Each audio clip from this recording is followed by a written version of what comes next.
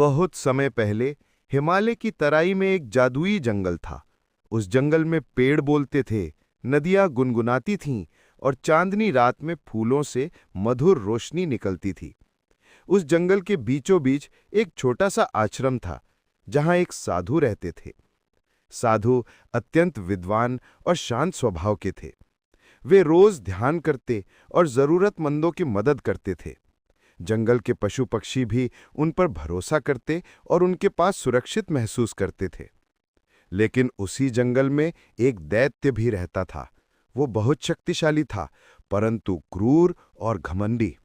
वो जादुई जंगल की शक्ति को अपने वश में करना चाहता था।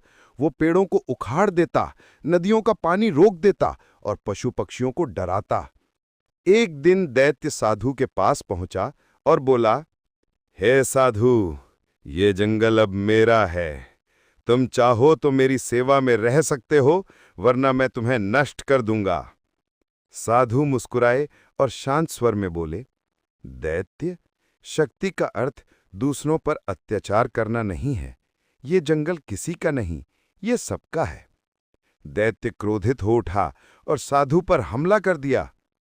पर साधु ने कोई शस्त्र नहीं उठाया। उन्होंने ध्यान में बैठकर अपने भीतर की आत्मिक शक्ति जगाई।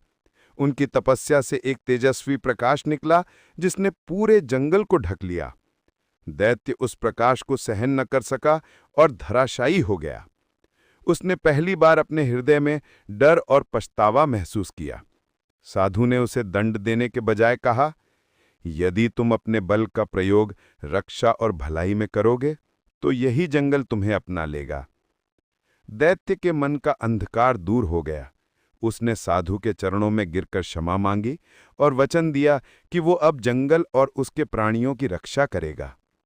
उस दिन से वो दैत्य साधु का शिष्य बन गया और जादुई जंगल पहले से भी अधिक सुरक्षित और सुंदर हो गया।